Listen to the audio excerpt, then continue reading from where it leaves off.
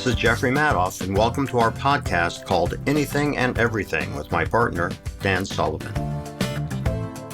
We were having a talk just before we started recording, Jeff, about public places that you notice whether they're well kept up or not, whether they're maintained. In particular, I was zeroing in on restaurants, brand new restaurants. And you go there fairly soon after they have opened the doors, but you're in the restroom and you notice there's a mark on the wall, like somebody, might have been intentional or something happened. And you go back again a month later and the mark is still there. And you know that that restaurant is not doing well because they're not taking care of the little things. So it sort of indicates that the big things aren't going well. What's your take on that? It's interesting you say it. There was a change that you and I were talking about that happened in New York, for instance, and this was where vandalism and the phrase, breaking the warehouse windows came into play, where these were, for the most part, abandoned buildings, but things that happened to those buildings, like windows being broken by people throwing rocks through them, became okay in the sense that there was no consequence to doing it. And you could tell, obviously, that was in decline because it was abandoned. Well, then you jump to a restaurant or you jump to a store and you start seeing telltale indications, like what you're saying, minor things that aren't taken care of quickly.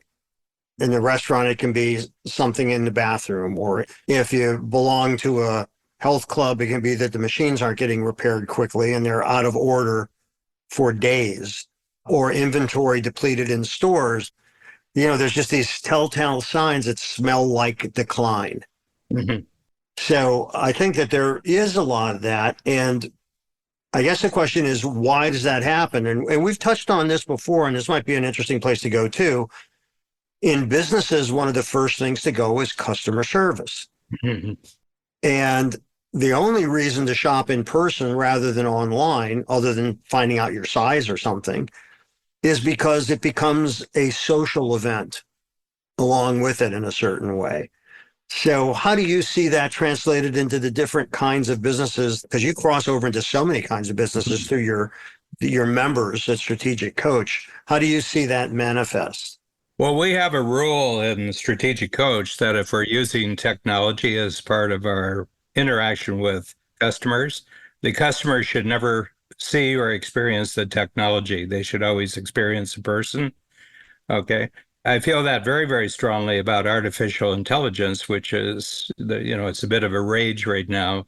And I said, you never have something mechanical dealing with customers. You always have a person. The purpose of the automation is to free our person up so that they can have more customer time. Mm-hmm. So anytime I see a drop-off in customer service, then I know things are not going well backstage. Yeah, that's a great point in terms of how you're using it. Yeah. As opposed to, I don't believe that you can cut your expense way into profits. And companies do that all the time when they're looking to be acquired or pump up stock value and so on, is they'll go through massive... You can delay bankruptcy by cost cutting, but you can't.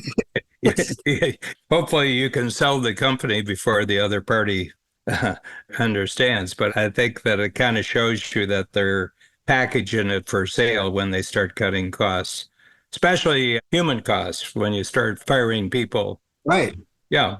In your case, the goal of any automation is to free up more people time. Yeah. Yeah. You have more contact person to person. My feeling is that we're in an interesting period, and COVID, I think, was an interesting test period, that the cost of personal service is definitely going up. And I think people are not realizing that people like people.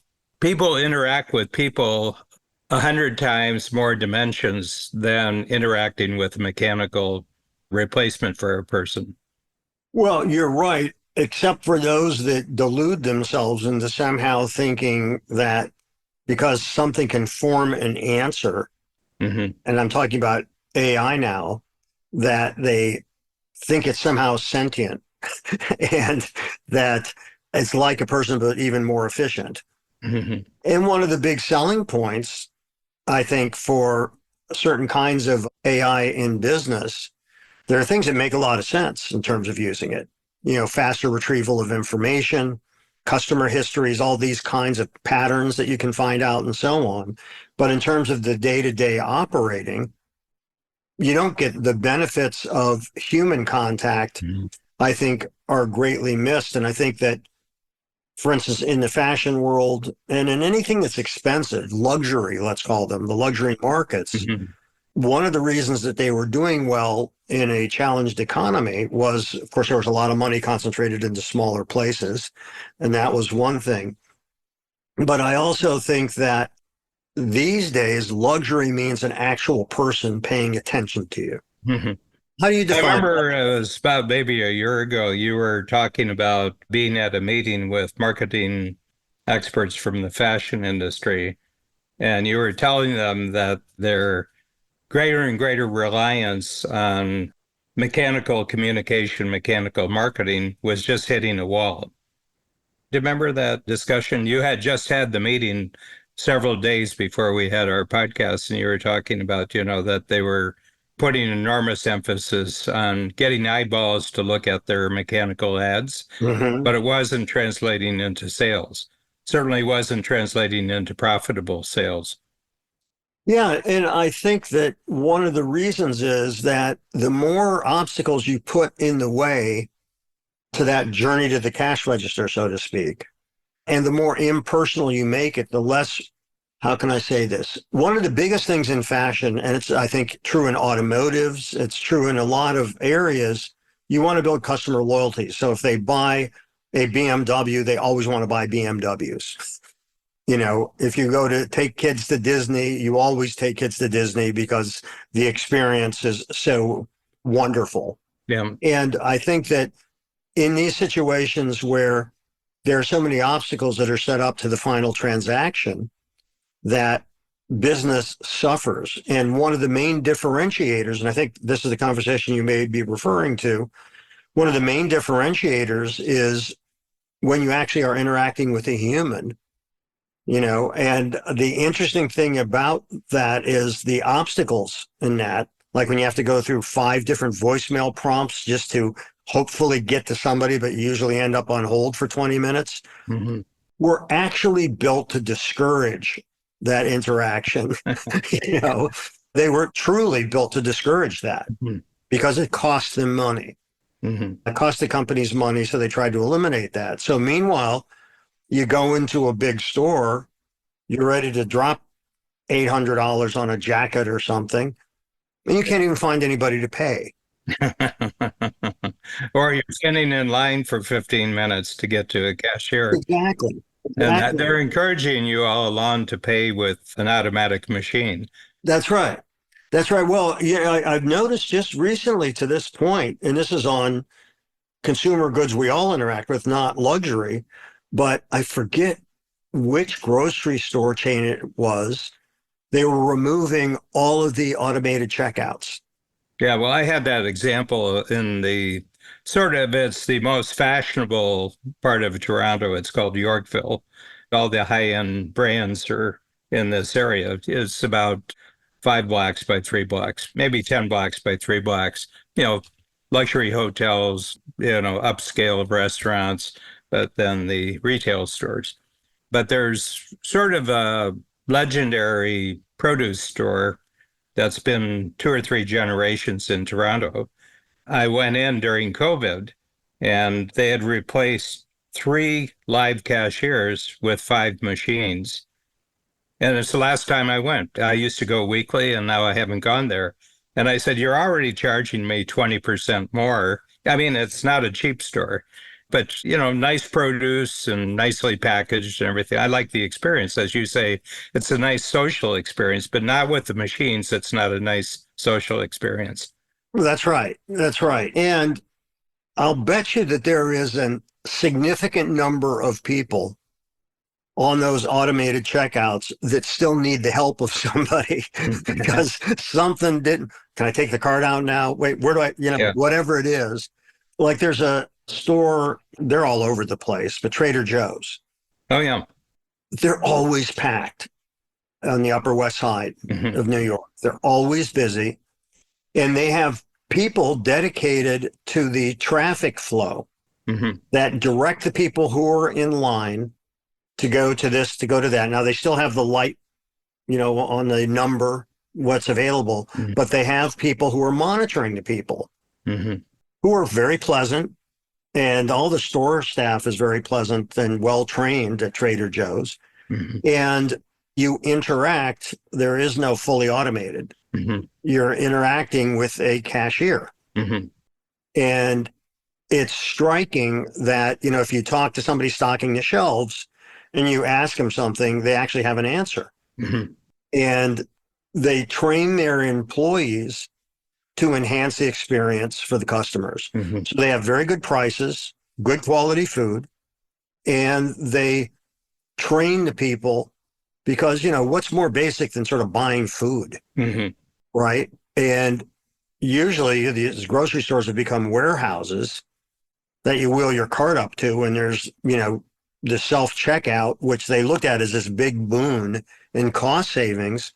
That, and there's another thing, and then I will be quiet for a moment, but it surfaces a lot of thoughts to me.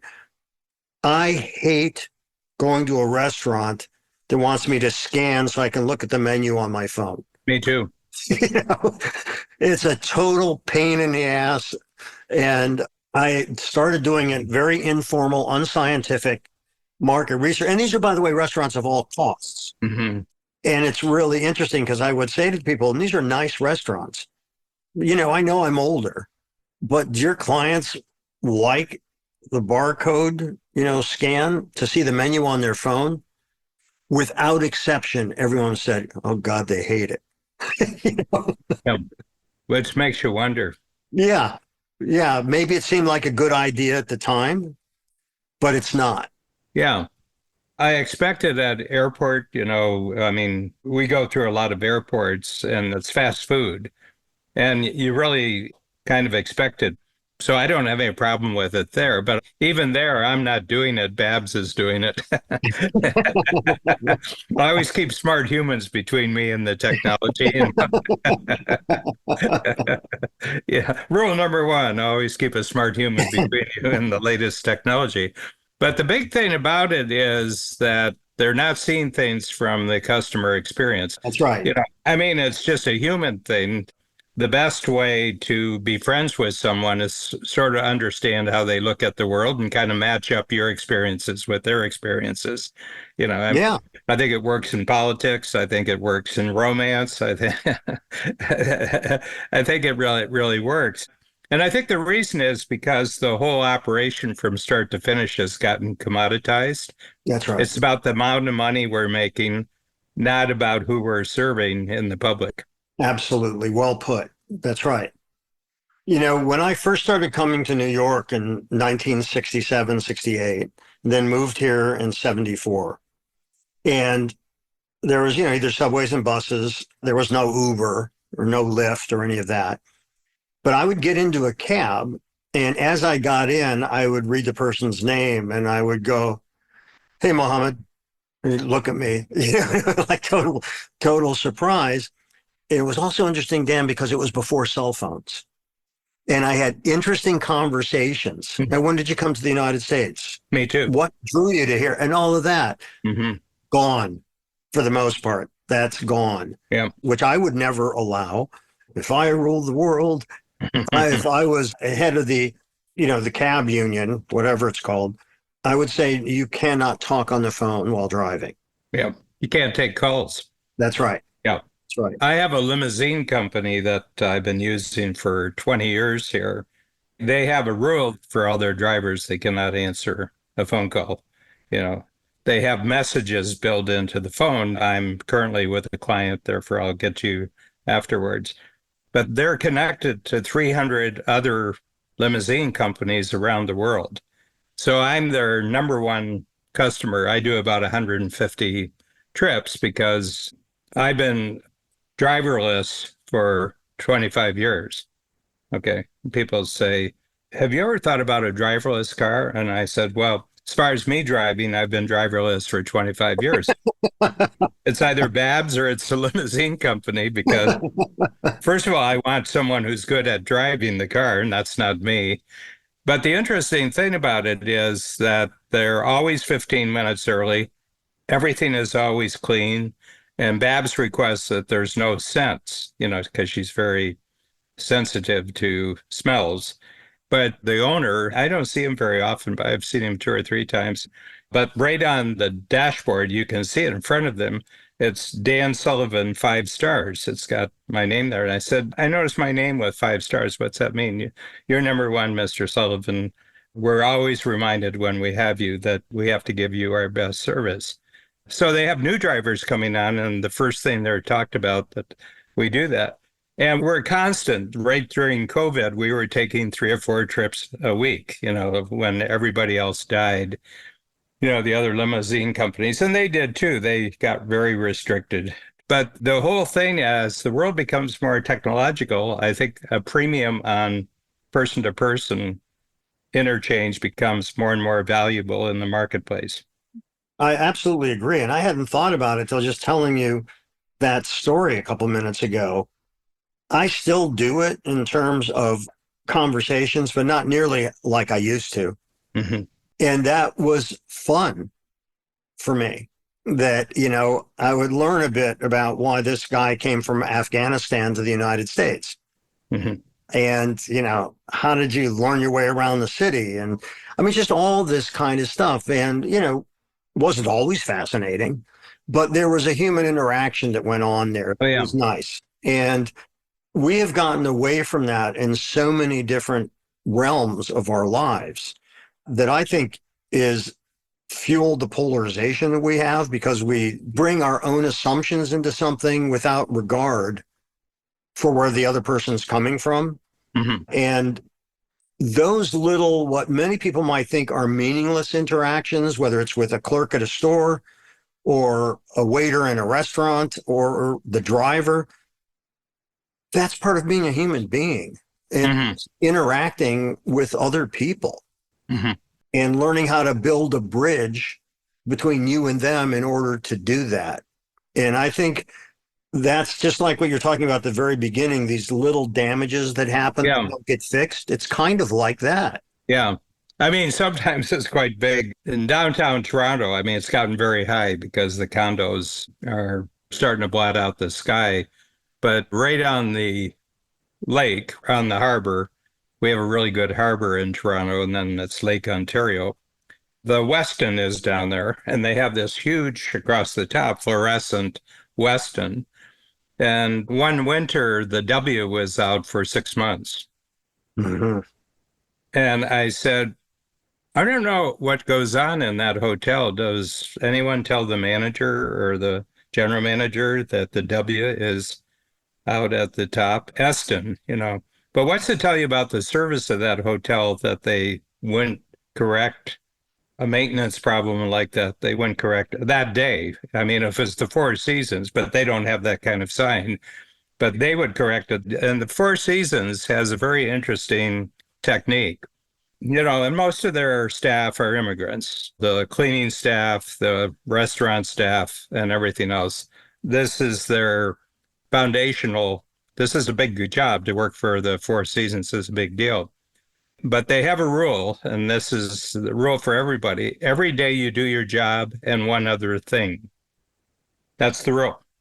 They have 40,000 employees worldwide, and everybody, you do your job and one other thing.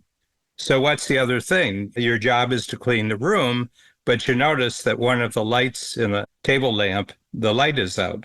So immediately when you're finished that room, you contact maintenance or housekeeping or whatever it is that they contact and say there's a light out. Well, it's not their job to check lights, but it's the one other thing for that day. And tomorrow it's something else. That's great. Yeah. And what it does, it just creates total quality control with one rule.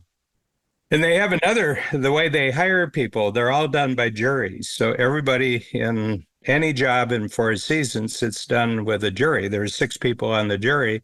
And every employee in that hotel is on potential jury duty. So let's say it's a cook not the head chef, but just a cook, in the kitchen. And he's on the jury, and they're hiring a new assistant general manager. He's being judged by that cook in the kitchen. 6 of them, it's mixed. And there's 2 questions you have to ask. Would this person represent the culture of Four Seasons? In other words, would this person give a positive impact on anyone who's not part of the community when they come in? And the other thing is, would you enjoy working with this person? If they don't get 6 yeses, they don't hire the person.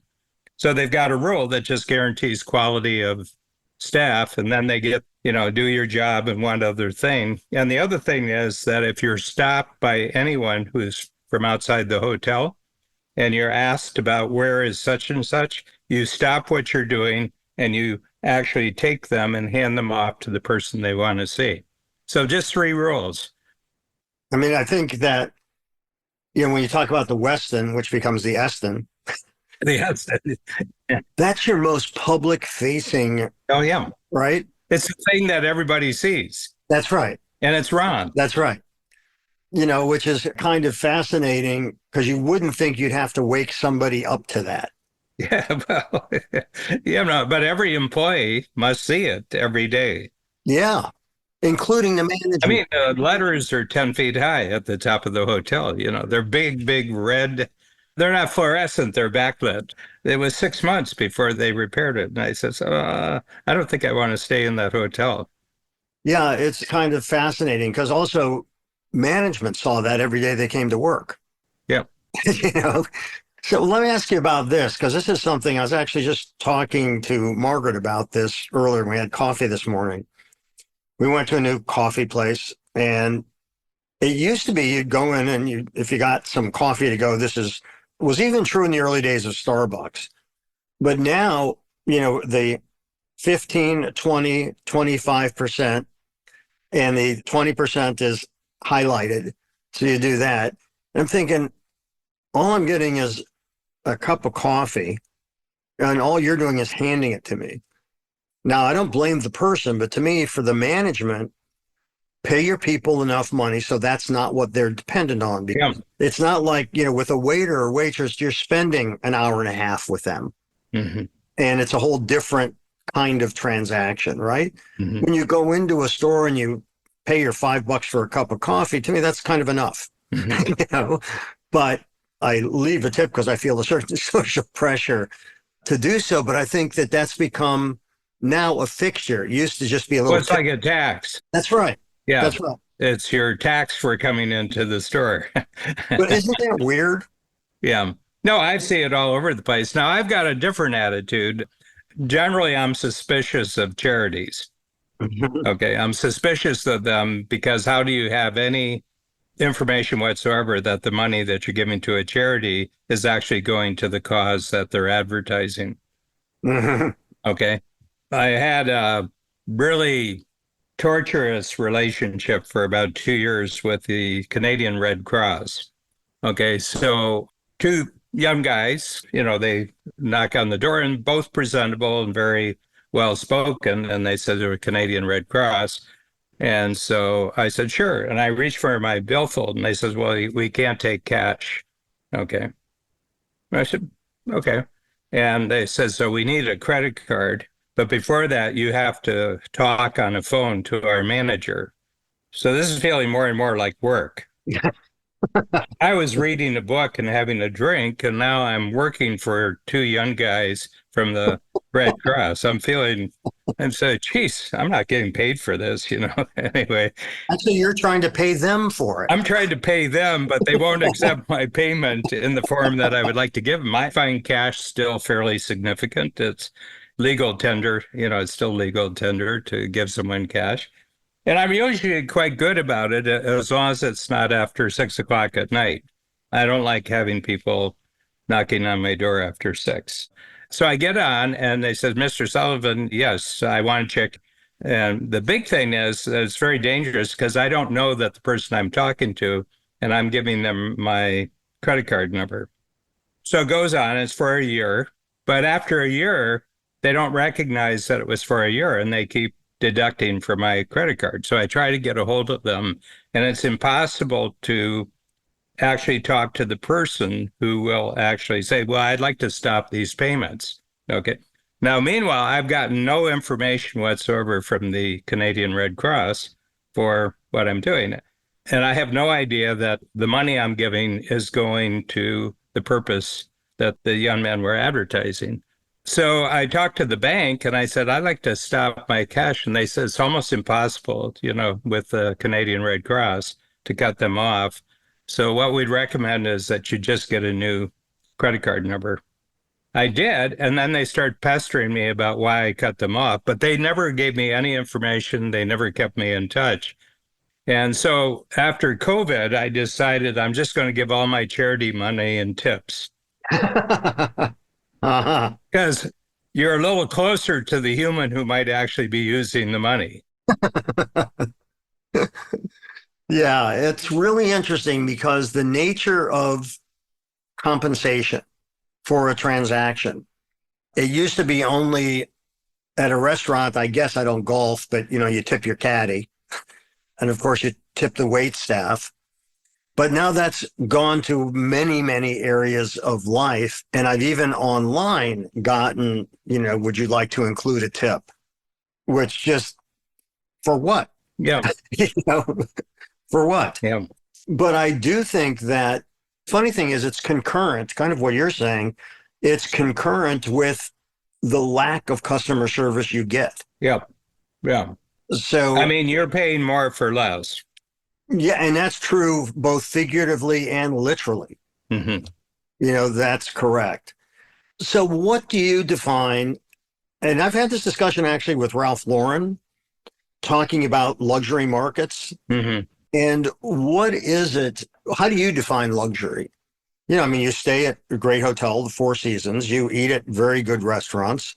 At least you used to shop with that man who became a friend of yours who owned the best men's shop in Canada. Harry Rosen. Yeah. Yeah. And what do you consider luxury, and how do you differentiate what you are willing to pay for that as opposed to feeling taken advantage of? I think our brain goes in different directions of considering luxury. You're comparing your present self to a past self and what you would have spent money on in the past, or, what you could do. So when we fly, we always fly business class or whatever the highest class is.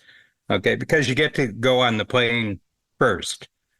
And we always get in line first. So they have the two lines, area 1, 2, and then area, at the back. So Babs and I are usually always the first two people on the plane. And we get there and we get comfortable and everything else. And they take care of you, because the number of business class. But we don't travel that much. So if I was doing 3 or 4 flights a week, it wouldn't make any difference. I'm just going to pay for it, And the other thing is that I do a little question with my clients, and I said, how many of you believe in the afterlife here? You believe that there's another world, and the nature of my clients, most of them do. I says, well, how many of you believe that you get to go to heaven for going economy class on this planet? And so you get to go to heaven for doing everything economy class. Is that something that earns you? And I said, since it doesn't get you to heaven, why are you doing economy class in this world? But you're selective about that. There's a bit of discernment because some luxury is just very, very expensive. But some luxury is real luxury. Harry Rosen, if you got a suit from him, that suit's good for 25 years. It's bespoke, it's handmade, and the fabrics are just fantastic. I have 15-year-old suits that are like new. And he says men can get away with this because men aren't about fashion, men are about style. For example, you have a very definite style, and when I met you 15 years ago, you had a very definite style and you still have that style. It's a particular Jeff Madoff style. You always present yourself extremely well. Okay, and you have a style that you think goes along with that and who you are and who you hang out with. See, men can get away with that. Women, it's every quarter. Mm-hmm. Yeah. And Harry Rosen tried to go into women's fashion. And he said, women aren't looking for a business suit. They're looking for whatever keeps them in the know and keeps them in fashion. But the other thing is, it has a lot to do with my family. And my family never do anything luxuriously. Mm. And I just, right from childhood, said, when I get enough money, this is how I'm going to live. And I've lived that way for a long time. Well, you bring up something interesting. It triggered a thought to me with style. You know, what is style? I mean, I think style is a personal projection Hmm. of who you are. You know, when I think of iconic style, I think of Audrey Hepburn, Yeah. Cary Grant. Yeah. There's people that always projected this great air about them before they even said anything Hmm. in the way that they presented. And with fashion, you have to make sure that you are wearing the fashion's not wearing you, because it's about the frame that you put yourself in, Yeah. as opposed to, which can happen with a lot of fashion, the look that overwhelms you. Hmm. So, however eclectic, whatever that is, I think of someone like the writer Tom Wolfe. He always wore those white suits, and he had his look, and that was his style and so on. But what that triggered in me is I thought about casual Fridays, Hmm. which I think was one of the worst ideas businesses ever undertook. Because what had started happening was, and this is like, the flaw or the scratch or the graffiti or something on the wall in the bathroom, or the W being burnt out at the Westin or whatever, is I believe that when things got more and more casual, Hmm. and now it's to the point that you can go to the theater on Broadway and people are in Bermuda shorts and flip flops and a t shirt. And somehow to me, that takes away from the experience. Yeah. Yeah. And that I think that these kinds of erosions Hmm. that we go from tolerating to them being the rule of the day, Hmm. I think diminish an aspect of life that we don't understand. As Joni Mitchell said, you don't know what you got till it's gone. Yeah. And how do you Well, feel we about it? both grew up, but we became aware of what it means to be an adult in the 1950s, both of us. And a lot of it was determined by people's response to the movies, but people dressed well. They dressed well. They're generally, if it was anywhere not completely casual, it was a suit and tie. You wore a jacket or tie, but you wore a tie. That was very, very influenced. Also, Hollywood became really big during the 1930s and 40s.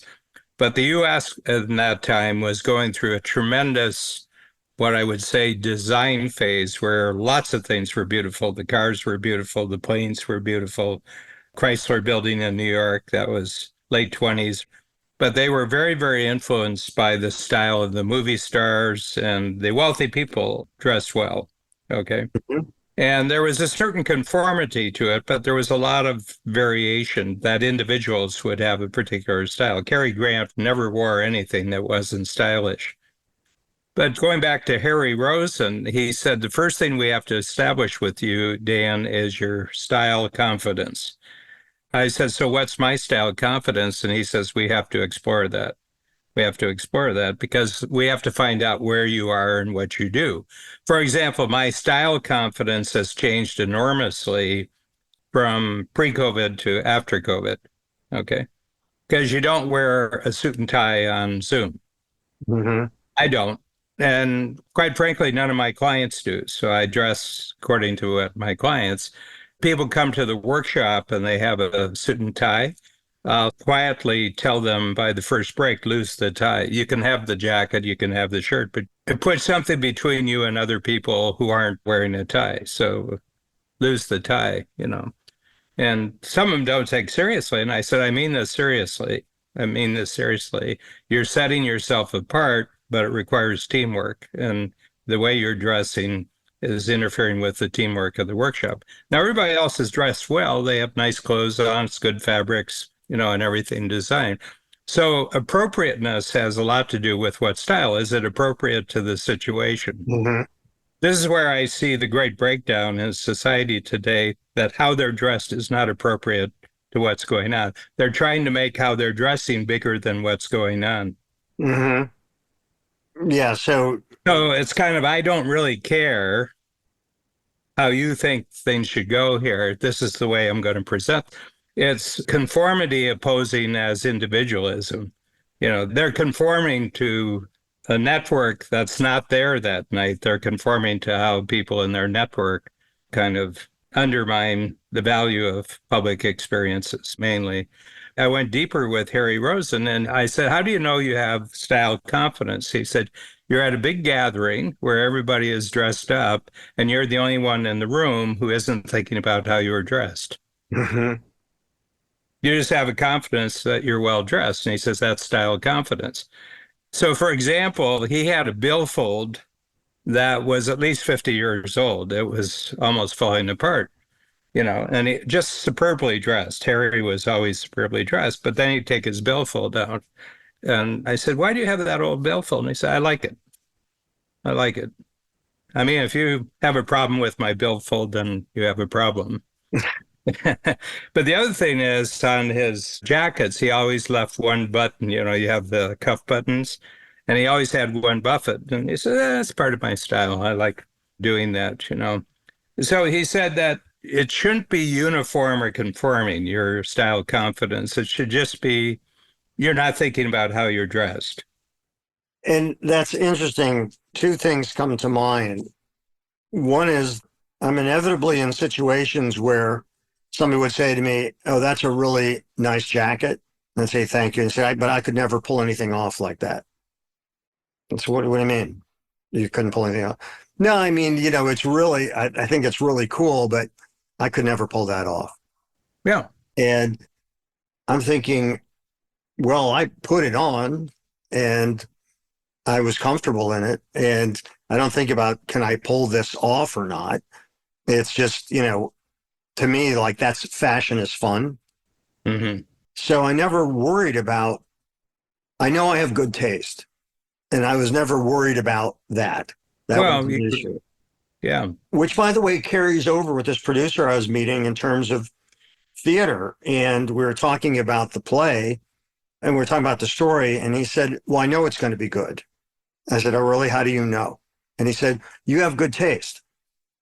So I know you well enough to know you have good taste. It's going to look good and be good. Yeah. Which was nice to hear. Yeah. Then I think of the surprise, and this is Ralph Lauren. Ralph showed up at this big event, fashion event, and he was wearing a tuxedo, the bow tie and all that, and jeans and cowboy boots. And it totally worked and was really cool. Yeah. And he has the confidence that he can carry that look.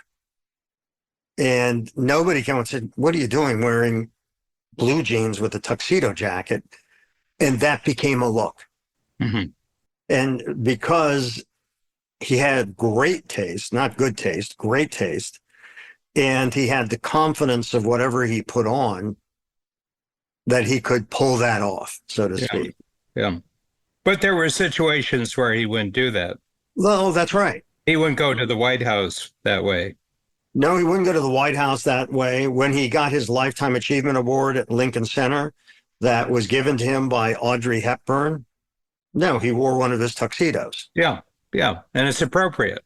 That's correct. Yeah. I have credibility rules. It might be interesting talking about it on another podcast. But I said, you can avoid about 95% of the troubles that people get in by following 5 rules. Number 1, show up on time.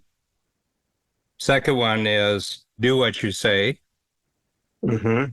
Number 3 is finish what you start. Number 4, say please and thank you. And number 5 is be appropriate. Mm-hmm.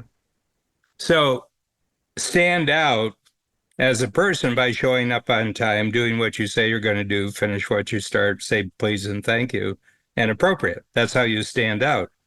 And I had discussions with people, well, that's just being conformist. And I said, yeah, but when you don't do those things, you don't get a second call. Doors just automatically close, and you're never going to know what you did not to have an open door. But if you show up on time, do what you say, finish what you start, say please and thank you, and be appropriate, the doors are going to be wide open. Yeah, and it's really interesting because, again, now, we have our all-encompassing title for our podcast, Anything and Everything, which, that was a brilliant name you came up with because we can never violate the title. Everything we say is appropriate as a result. But when you talk about those things, show up on time, do what you say, finish what you start, say please and thank you, and be appropriate. That again is like the broken windows in the warehouse. Yeah. Yeah. That's, showing up at a Broadway show in a t-shirt and Bermudas and flip-flops. Mm-hmm. And if somebody says, well, you're being a conformist, that's wait, what is it that I'm conforming to that seems to give you a problem? Mm-hmm. Last night, Margaret and I watched Zelig, which I had not seen since it came out. Great movie. Oh, great movie. Brilliant. Yeah. Well executed. But it's absolutely brilliant. And his whole psychosis was he wanted people to like him. So he went to the extreme of complete physical transformation to fit in with whatever group he was with. Yeah, it was amusing because of all the historical characters, and he's standing. Yes. It was like Tom Hanks and Forrest Gump. Forrest Gump. He's, people are picking up on Woody Allen there, but it's the same thing. He's in famous places. Lindbergh lands, and he's right next to Lindbergh. That's right. He's there with Hitler. That's right. Yeah, but nobody notices that he's there. That's right. He wanted to become so agreeable that he disappeared. That's right. Yeah. And I think that's really brilliant because the thing is, what are you conforming to? And one of the things to me is look who's applauding before you take a bow. There are certain people that you don't want compliments from. Yeah. Yeah. But the big thing is that, for example, I've put rules out because I get a lot of requests to be a speaker more and more, especially because of the books. People have conferences or they have meetings and they want me to speak. And so I wasn't giving a set of rules to my team who are generally interacting with the people who want to. So I said, from now on, I don't give any speeches at all. I said, for the rest of my life, I'm not going to give any speeches. But I will coach a thinking tool. If people want me to come, I'll coach a thinking tool. Okay. And this is where we put out the materials for everybody and I take them through a thinking tool. And part of the going through the thinking tool, they're going to get what they have down on paper, and then they're going to talk to the people next to them or behind them or in front of them. And you'll see that in Nashville. I have the opening speech, but it's not a speech. I just have a thinking tool. You have 300 people in the room. For most of them, they're meeting somebody else for the first time. And some of the people there are going to be a spouse. They're going to be other people besides someone who's in the program. So in the first hour, I just get everybody in the same program. Okay. The other thing is I will only have a panel where I'm the head of the panel. I will not be on somebody else's panel. And the other thing is I won't travel for somebody else's event. If they want me to appear on Zoom, I'll do Zoom, but I won't actually get on a plane and go to their event. And some of our marketing people say, there's big opportunities. There's now, crowds of 2,000 that you'd go there. It's just an hour they want you for. And I said, it's not an hour. It's 3 days they want me for. I got to go there. I got to be there for a whole day, even though it's an hour, and then I've got a whole day to come back. And I said, if you're doing a good job of screening people correctly and we're getting really good leads, I can do a Zoom call and get more of an impact in 2 hours sitting in my basement than getting on a plane and going. I said, now in the old days, it was very important for me to do this, but it's not important for me to do this anymore. I don't want to be doing your work. Your work is to cultivate leads and do that. So the big thing is, and I don't know if you've noticed this as you get on in decades, there's things you would have done in your 40s that you won't do in your 70s. Oh, absolutely. Yeah. Yeah. Some of that just comes from I don't have to anymore. Yeah. And that's important. Yes. I don't have to do this anymore. Right. I mean, just having 3 books out there that are really good selling books has brought us far, far more qualified traffic than we ever got by doing public events. Hmm. And I think the world has changed too. I think so, but how do you think the world has changed? How do I think the world has changed? I think it's harder getting people's attention now than it was 30 years ago. Hmm. Okay, you can't just phone somebody these days. You go through layers. And I think having a great reputation is much more than having great marketing. Hmm. And going a little deeper into Well, that. word of mouth is a lot more powerful than, you know, fancy computer graphics. Totally, totally agree with you. The most primitive, over the picket fence or in the cave or whatever, you know, the referral by someone you trust that you should see this, read this, try this, whatever, means more than all the marketing in the world, I Yeah. think. Great people saying great things about you. Yes, Yeah. That's the best marketing in the world. that's right. Yeah. I think that's true too. There's a word that we used a lot today, and I'd like to get your definition of it, and that is appropriate. Hmm. What is the definition, or how do you define appropriate?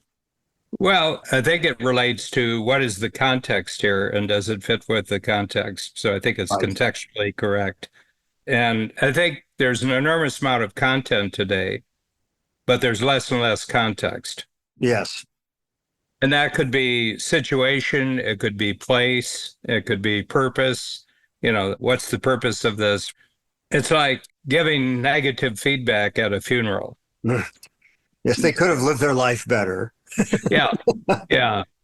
While everybody's saying nice things about this person, I'd like to give a different point of view here. It's not really appropriate. First of Right. all, nobody cares what you think, and it's just not appropriate. In public settings, they each have a context and there's an appropriateness about what you do as a participant in a public situation.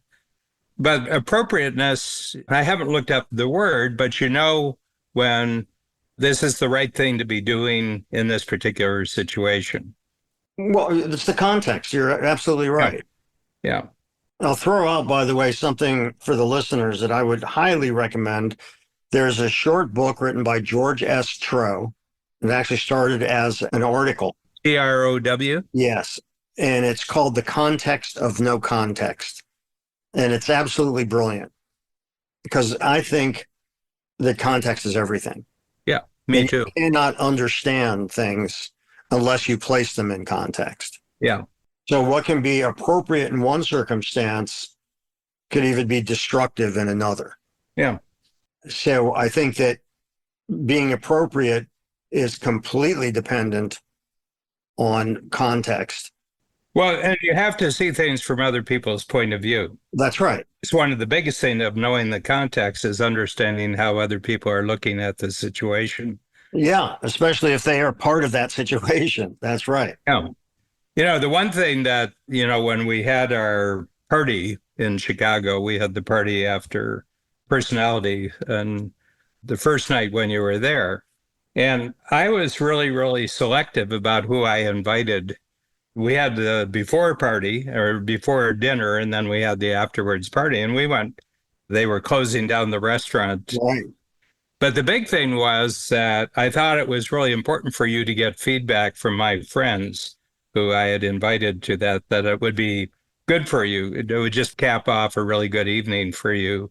It was a great show. I mean, the show was great and everything, but it might have been 2 weeks later and you say, what did your friends think? Right. And so what I wanted to do is just set it up so that you could actually hear from them. And they had great things to say.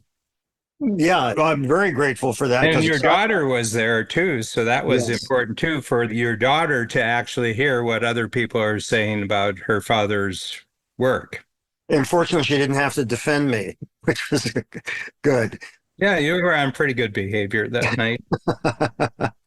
Well, that was a wonderful evening in total. Yeah. The dinner and then the play. Then actually we went back to the same restaurant and had dessert and a conversation. And yeah, it was good for me. It was great. And given the circumstance and the context, these were people that you like, respect, Yeah. that you thought it would be good for me to hear from. And although you had no idea what Yeah. they were going to say, Yeah. And the thing is that they were going on my recommendation that I think this is going to be a great play. mhm, So and I wanted to hear it. I wanted to hear it. Some of them flew in from other places for the show and everything else. But every situation has its own context. that's right. And I think our upcoming book that you and I are writing together, Casting Not Hiring, casting is about context. Hiring has no context to it whatsoever. That's right. Well, limited context. You're looking to fulfill a particular job profile, but you're not thinking in the wider context of the business in Yeah. that. Yeah. I agree. And it's also interesting because what's appropriate, and this is a thing that I'm looking forward to going into in the book, what's appropriate is Stanislavski, the great director and acting teacher from Russia, who was basically the godfather of the method that changed acting forever, talked about the given circumstances. And the given circumstances are the context, which define appropriate behavior Mhm. in a given situation. Yeah. So, what I mean by that is it's appropriate for Clark Kent to be running and shedding his clothes and then leaps out a window as Superman. But if you're doing some serious family drama, nobody's going to take off their clothes and jump out the window and fly. Yeah. It's appropriate given the circumstances for Superman, Yeah. but it's not for that. And every situation in that way defines someone's behavior Yeah. in terms of what is or isn't appropriate. Hmm. Yeah. And so it's a fascinating discussion, I think, because it so clearly focuses the person on understanding the context and what their actions or reactions mean in that situation. Yeah. And just to connect this back to previous things, is if you're charging luxury prices at a restaurant, it's inappropriate that you would ask people to scan it on their QR code what the menu is. That's right. You should have a nice menu. You That's right. should have a menu that matches the amount of money that they're paying for the food. In other words, the menu should be part of the pleasure. That's right. Oh, absolutely. Absolutely. That's appropriate. My mom used to love this restaurant that was outside of Akron. And when the bread basket shows up with the individually wrapped pats of butter, you know, and I said, Mom, come on, you know better than this. This is not a good restaurant. Good restaurants don't have those kinds of buns in the basket, and they don't give you the individual wrapped slices of butter. The one thing they used to give it to you, they don't even give it to you anymore. That's true too. I mean, that's another thing. We had a great restaurant and we still go to it. They don't do this anymore, but they had a very small restaurant and they discovered that if they hung the bread basket from the ceiling, it was in a basket, it had a line, and you would unhook it, and then the bread basket would come down. And they had this wonderful dark bread. The butter was on the table, so they didn't put the butter in the basket. You shouldn't put the bread and the butter in the same basket. That's not appropriate. And anyway, but I talked to the owners because they had a very, very narrow, they could fit maybe 40 people in the restaurant. And they said that they discovered that having the baskets on the table meant they had 4 fewer tables. Mm. It took up room having the bread. So what they did, and it became very famous, the bread baskets from the ceiling, because it was artfully done. They were nice baskets, and the bread was fresh, but it was this dark brown, rye-ish type of bread. The butter was not hard. Sometimes in the little wrappers, the butter just came out of the freezer. That's not appropriate. Yeah, you should be able to actually not have to work to cut the butter. That's, I believe, yeah, and everything. But now they've got a much bigger restaurant. It's 3 times the size, and they don't have to do that anymore. But they took something and they made it for cost savings, obviously, or for greater income. And they turned it into a thing that was very artfully done. Who's the person that's going to handle the line, to get the bread down? But that restaurant, I've been going for 44 years. It's a French restaurant, and French restaurants never have to change their menu. It's a bistro, Le Select Bistro, but it's always been very, very good, and it's first class. I mean, it's impeccable. The upkeep of the restaurant is just impeccable, and it's always really great. And it's in the luxury. They started off as more or less a neighborhood restaurant, and now they're into a luxury mode. But they sold about 3 years ago, and they had a new owner, and the value of the wine cellar was $12 million. Wow. Wow. Yeah. Yeah, they have an amazing menu. But, if things are appropriate, you don't think about cost. That's what I've noticed. Some people don't like it, but I've had 2 or 3 really, really great experiences at Danielle, the restaurant. What's it on 76? Is it 5th Avenue? And I'm not sure. Danielle? yeah, it's a French restaurant in New York. I think it's, I know where Park is because Park goes up next to the park. So it's the next street over. What's the next street over? Depending if you're going east or west. It's above the Pierre and those hotels, and you not too far up, but it's around 60. But it's very nice. But they let you know you have to wear a jacket. Men have to wear a jacket. But food was great. Service was great. Very knowledgeable service and everything else. But I like things if they're charging you a lot of money, that they give you an idea they're using the money to keep things good. Yeah. And I think that what causes me to feel kind of ripped off is when the expectation that is set by the place is somehow not achieved. Yeah.